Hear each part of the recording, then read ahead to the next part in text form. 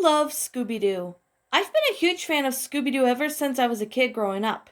Now that I'm 24 years old, born in 1996, I still love Scooby-Doo movies and TV shows to this day. One of my favorite Scooby-Doo movies was Scooby-Doo and the Witch's Ghost that came out in 1999, and it was a sequel to Scooby-Doo on Zombie Island. What most people don't know about Witch's Ghost is the fact that it was supposed to be 10 times more darker than Zombie Island. Now, I've happened to see a very dark version of Scooby-Doo and the Witch's Ghost. It happened sometime last year in 2018, and here's the story on how it all happened. I was on my Xbox One on the Microsoft Store looking for something to do when I decided to buy something off of the store. I saw a couple of games that I liked. There were Fortnite, Halo 5 Guardians, and other games that were for Xbox One. Then I noticed that the Microsoft Store has movies. I've never bought a movie from the Microsoft Store before, so I thought I would give it a shot. I scrolled down for the movies on the Microsoft Store and found the Scooby-Doo and the Witch's Ghost. I decided I was having a nostalgic moment. I noticed that there was a copy of the movie with a different cover. The copy of the movie said Scooby-Doo and the Witch's Ghost 1998 version. I was confused. How would Scooby-Doo and the Witch's Ghost come out in 1998? I then remembered that Scooby-Doo and the Witch's Ghost is a sequel to Zombie Island, and when the Zombie Island movie was finished, the production of Scooby-Doo and the Witch's Ghost started around sometime in 1998, and then it was released on October 5th, 1999.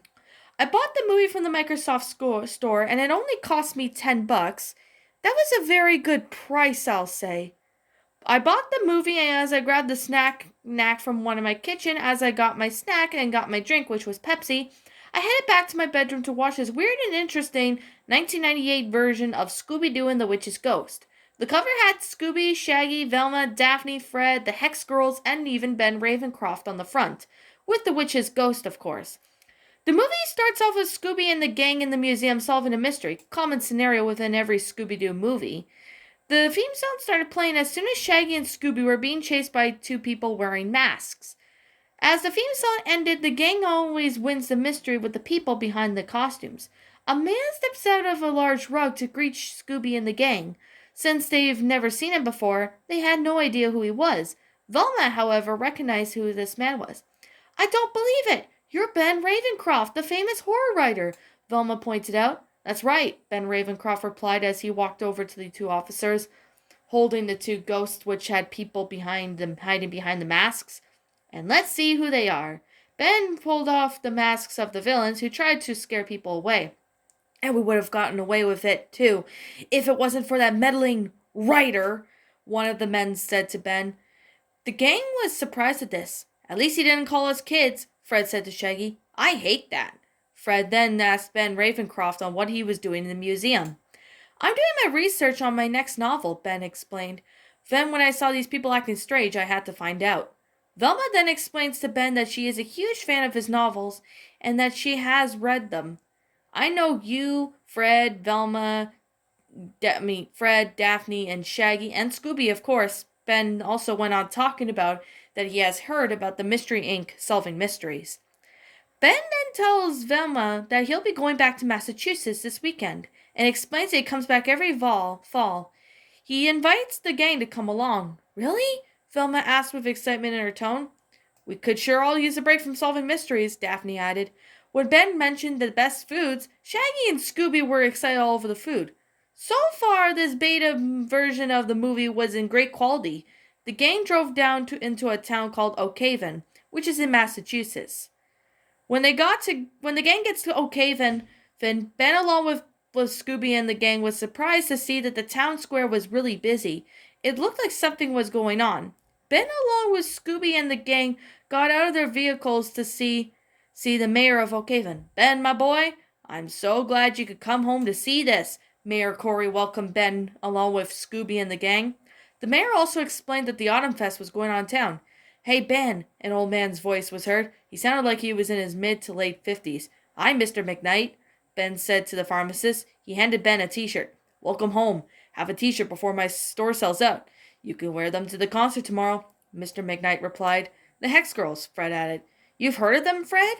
Daphne asked. Fred pointed at the banner saying about the concert featuring the Hex Girls. Ben looked at the t-shirt that he got from Mr. McKnight. The writing on the t-shirt was a bit disturbing. The shirt read, and I quote, "I met the ghost of Oakhaven and died." What the hell? I asked myself. Why would a teacher mention that in a kid's film? Well, I can't argue on that. It is the beta version of the movie. So I expected some dark stuff. Velma then starts talking about to Ben about saying that there was a ghost in his backyard. It's his own ancestor, the ghost of Sarah Ravencroft, Mayor Corey lied to Velma, and this made Ben really mad.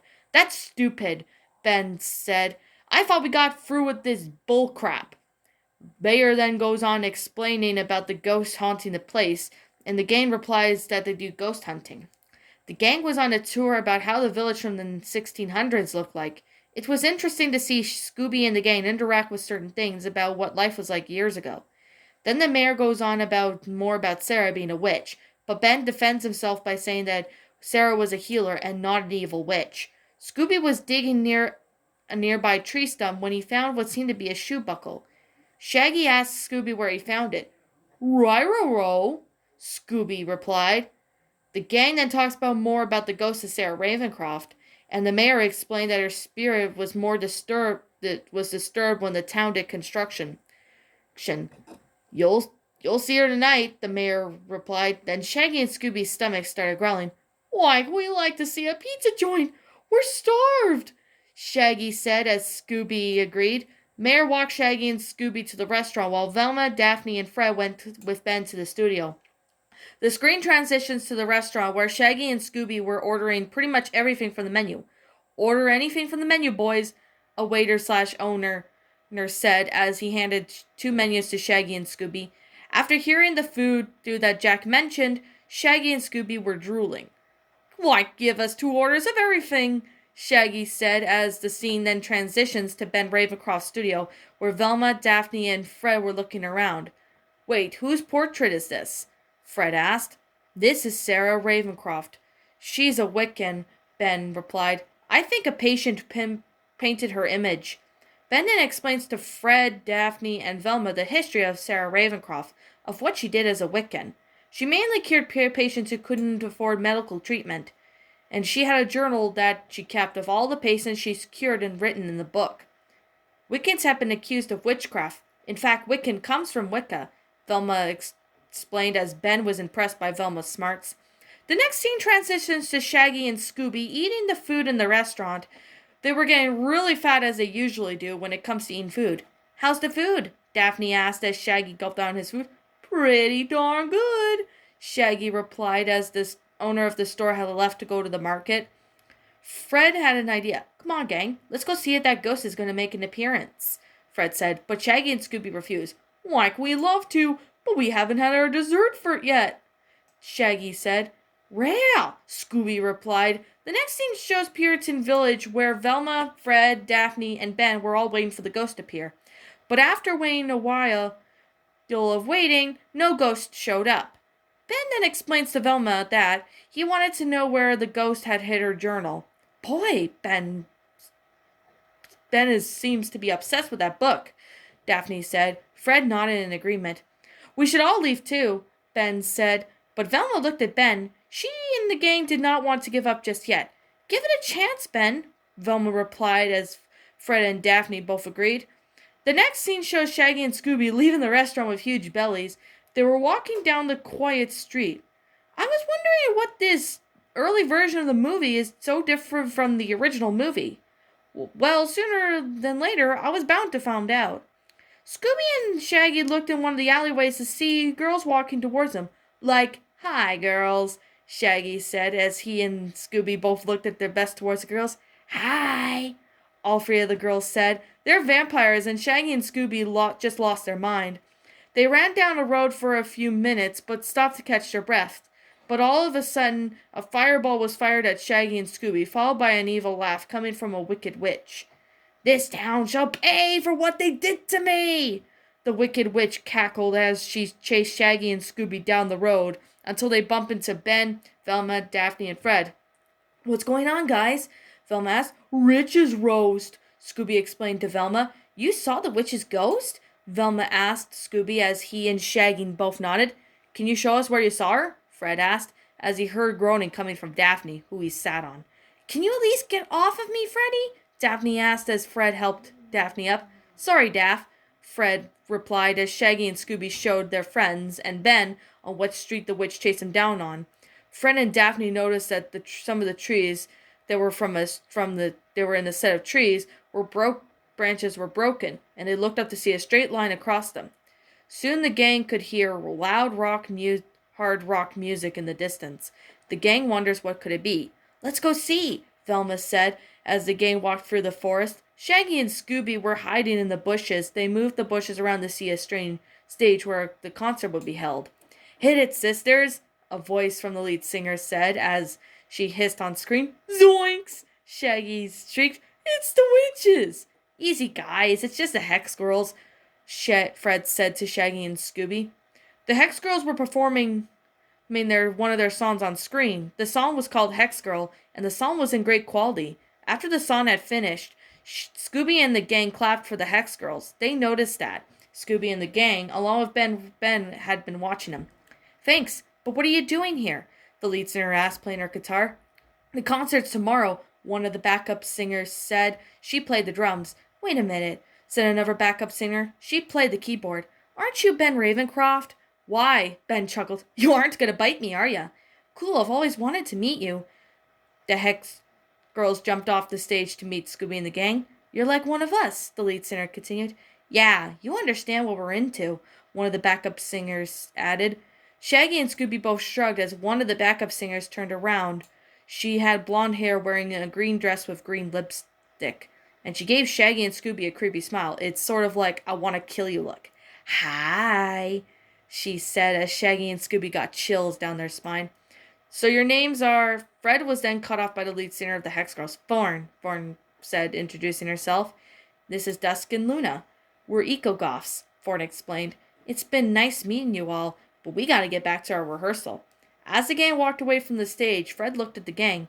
Those Hex Girls seem strange, Fred said. Velma nodded in agreement. Daphne and I should go follow them. Why do you always pair up with Daphne? Velma asked Fred. He didn't know what to say after Velma asked that question. He blushed at that thought. Velma and Ben went off searching the barn after following the tire tracks, while Shaggy and Scooby followed Mayor Corey into Oak Haven. The next scene transitions to Daphne and Fred in the woods. Daphne asks Fred on why he pairs up with her. Fred began to explain that when he and Daphne heard the Hex Girls walking down the path, they both ended up hiding in the bushes as they watched the Hex Girls walk by. I think we'll have to go perform our ritual, girls, Thorn said to her girlfriends. Not tonight, Thorn, Dusk replied. I'm so tired from practicing, Dusk yawned along with Luna. Me too. How about tomorrow just before the concert? Luna said. Fine, I'll do it myself, Thorn said, but the thing was that her tone sounded different. She sounded like that she wanted to hit someone. Fred and Daphne just looked to see Thorn walking away from her friends. Thorn seems like the leader. Let's follow her, Fred said. Daphne agreed, and I can hear soft crying coming from Thorn. I could barely hear it, though. She was muttering something under her breath, but I can't understand what she is saying. The next scene shows Shaggy and Scooby following the mayor, and they were close calls on almost being caught. Another scene appears with Velma and Ben inside the barn. The truck's still warm, Velma said to Ben. Then he asked Velma on who would be driving this very late at night. That's the mystery, Velma replied as the scene cuts to Thorn walking towards what seems to be her house. She walked inside while muttering to herself and even silently crying. Daphne and Fred followed Thorn into her backyard. Then Thorn walked inside her shed. Daphne and Fred crouched down near a window to the shed. The scene shows Thorn inside the shed. She was crying as she was doing her ritual. She had a bowl mixing with some herbs and stuff. I paused the movie to see something silver. I happened to see that it was a blade, and it appeared to be a razor blade. I was starting to get confused about this beta version of the movie. Like, why would there be a razor blade? I guess Thorn was doing something that I can't describe, and that made me confused. Like, why would kids' movies have serious subject in it? Like, I know kids' movies do have dark topics, but I didn't expect this. I brushed it off. Daphne and Fred both looked at each other and they were confused. Did you see what I saw? Fred asked Daphne. If I didn't know better, I say she is a witch, Daphne replied. But what is she doing now? Daphne and Fred watched Fawn inhaled loudly and then puts down the bowl and grabs the razor blade. Why? Fawn started to whimper as she held the razor blade close to her arm. Why did she leave us, Daddy? Fawn sobbed as she began to cut herself. Luckily, we don't see her doing that to draw blood. Is she doing something really serious? Fred asked Daphne. Fred, this is serious, Daphne replied. We need to get her some help. If we find out who her parents are, then they'll sure do something, Fred said to Daphne. The next scene transitions to Shaggy and Scooby following the mayor for some reason. He appears to be in when he walks inside the barn. Shaggy and Scooby walked inside the barn, then they saw the ghost again. How dare you disturb my resting place, the witch said in anger. This hell should pay. With that being said, I never expect a kids movie to have that much mild swearing, but I brushed it off and continued on watching.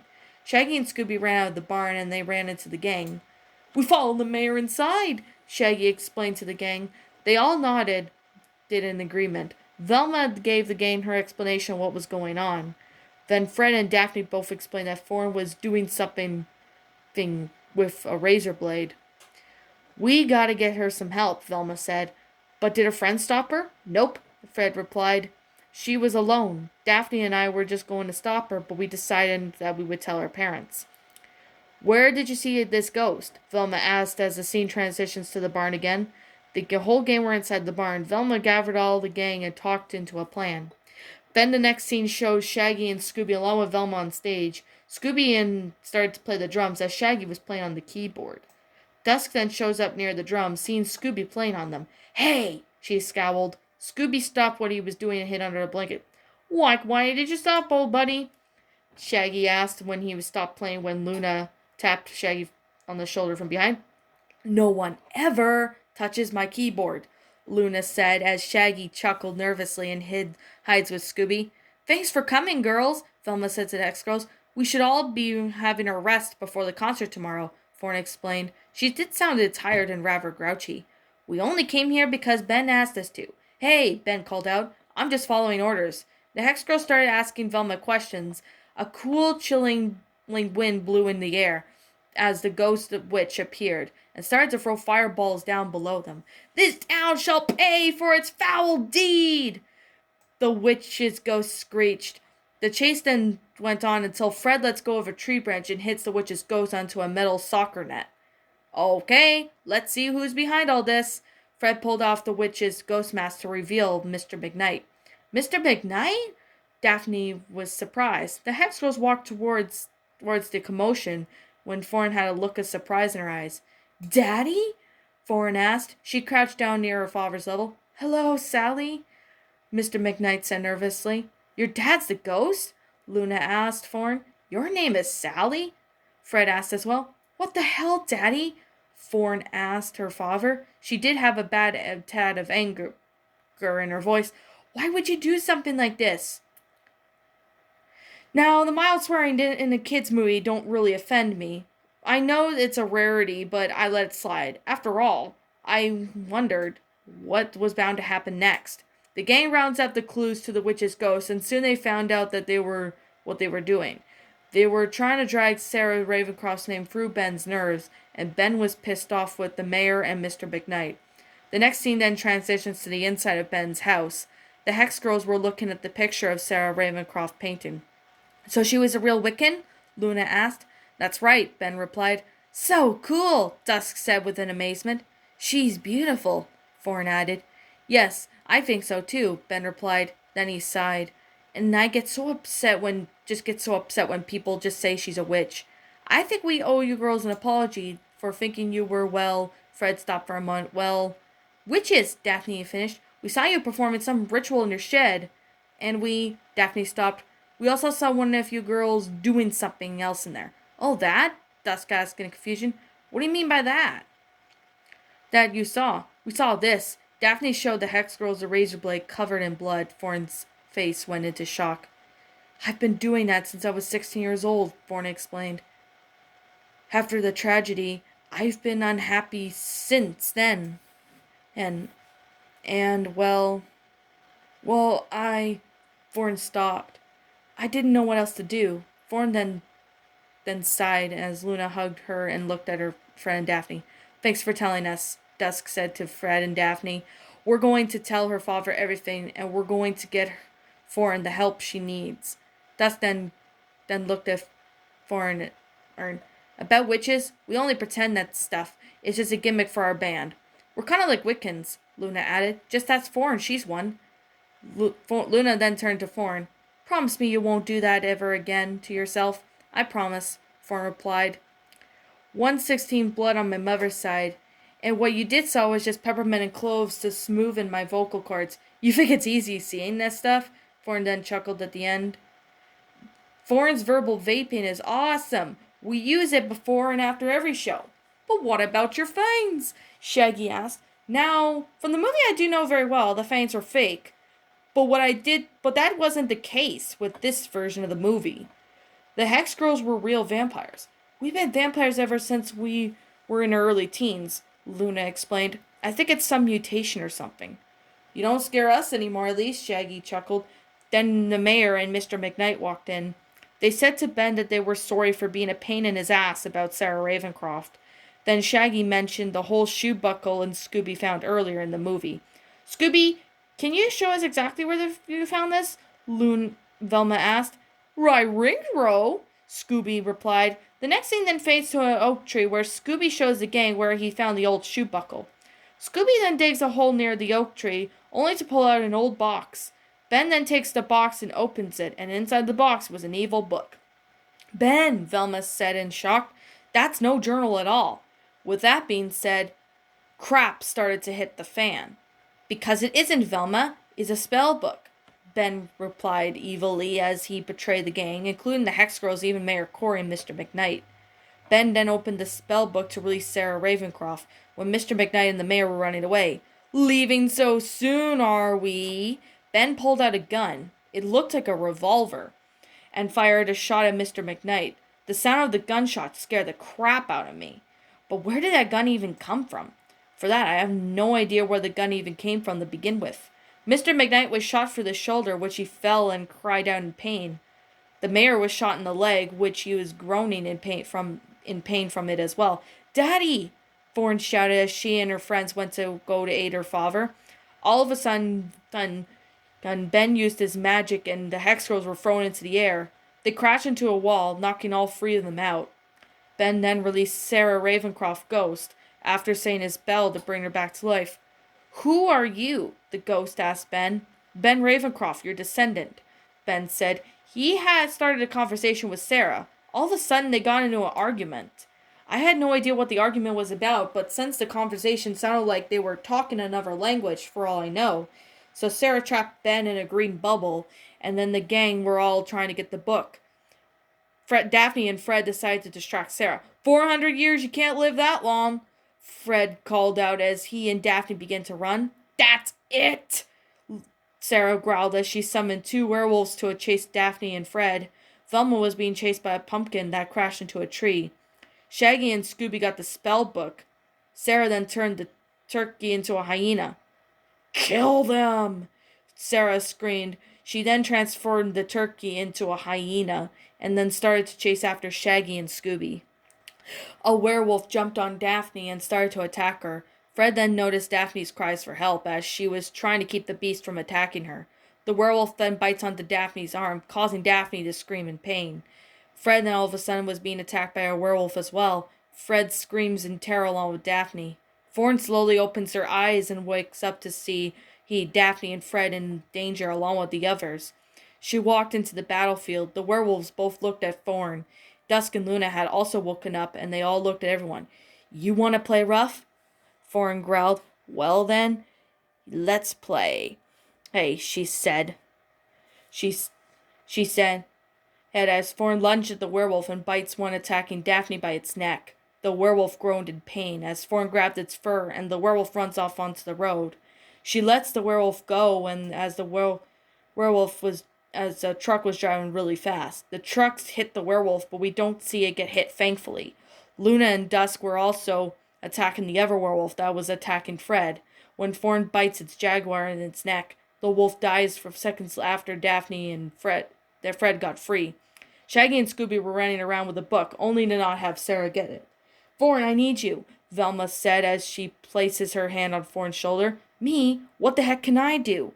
Thorn asked. You're a Wiccan, Velma explained. We need you to read the spell. It's the only way to defeat Sarah. Are you crazy? I told you, I'm not really a witch, Thorn replied. I was surprised that this movie had some violence in it. You still have Wiccan blood. You could read the spell, Velma said. You don't have the book, Thorn said. Scooby does, Velma said as Shaggy and Scooby were trying to pass the book to Velma. When Shaggy was being held by a zombie that jumped on Shaggy, it caused Shaggy to drop the book. Scooby took the book to run to Velma. The zombie was luring Shaggy away from the book when he jumped on Shaggy's upper body, like a jockey from Left 4 Dead 2 would do. Shoot the thing! Shaggy cried as Form aimed noticed Ben's revolver on the ground. She picks up the revolver and aims the gun at the zombie. She then shoots the zombie at the head, causing him to let Shaggy go. Sarah was now getting really angry. I had enough! Sarah screamed as she makes the tree come to life. It grabs Scooby and throws the book, and Daphne catches it. As Daphne was about to run, zombie hands grabbed her legs. Fred runs up to her and takes the book, only to have his legs paralyzed. Velma! He tossed the book over to Velma,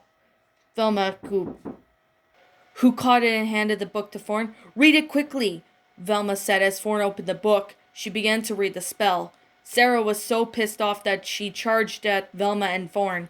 Ancient evil, get the deaf, only good can represent for the misdeeds you have become, which return from what you've become. With Thorn's spell being said, all the monsters holding back the gang disappeared. Thorn, it's working, Velma said as the book began to disappear. Sarah was then imprisoned back in her own book. Ben Ravencroft was free, but he was stunned. Sarah didn't drag him into the spell book in this part of the movie. Daphne and Velma burned the spell book. Ben's last book is the one the world will never buy, Velma commented. Thank goodness, Daphne added. Luna along with Dusk assist Maricori, and Thorn rushed over to her father's side. He had a bullet that went through his shoulder. Daddy, look at me, Thorn said to her father. We're gonna get help. Sally? Mr. McKnight asked his daughter weakly. Yes? Thorn asked. She was having tears in her eyes. I'm so sorry for not telling you what I was doing to myself. It's all right, Sally. Just don't do it again, Mr. McKnight said weakly as he coughed. No, Daddy, don't do this, Sally said as her tears swelled up in her eyes. I'll be okay, Mr. McKnight said. I'm not gonna die. Oh, thank goodness, but you're bleeding, Thorn said to her father. She then turned to Ben Ravencroft, and she pulled out the gun that she had earlier. She cocked the safety off and pointed the gun at Ben. Look, I'm really sorry, Ben pleaded, but Sally scowled. You ain't getting away with that. You almost killed my father, Thorn growled as she pointed the gun against Ben's head. Don't you ever come near me or my friends or family ever again, Thorn said as she shot Ben. A loud gunshot was heard, but we don't see Ben getting shot, thankfully. Help is on the way, Luna said as Thorn's father was taken to the hospital. The next scene transitions to the concert where the Hex Girls were performing. We could see Thorn's father in a bandage on his shoulder, and he was enjoying the concert. Scooby and the gang joined in and performed with the Hex Girls, and then the credits rolled after that. After watching the film, I was amazed about this early version of the movie was way better. But you may be asking, why did it not make it to the final shot? Here's my answer by reading a review on the comments in the Microsoft Store. The review was 5 out of 5 stars. Here's what the review says. This version of the movie was amazing, even though it did mention dark topics such as violence and even whatnot. Ben Ravencroft to own a gun, was going to own a gun, but when the final project was made, they took the gun and other dark themes away, just for the sake of not wanting to scare anyone. But after reading that comment, I scrolled through to see if there was any more, but there wasn't any more comments. So I found out the real reason. This beta version of the movie was too dark for kids, and it was why Scooby-Doo and the Witch's Ghost didn't come out in 1998. I still have the movie from the Microsoft Store, but due to copyright reasons, I can't upload this beta movie on YouTube or other video sharing sites. if you want to see this beta version of Scooby-Doo and the Witch's Ghost, I don't think it best. I don't think it'll be a best idea. But like yet again, if you really want to, you can look it up now. It's on the Microsoft Store for anyone who wants to know.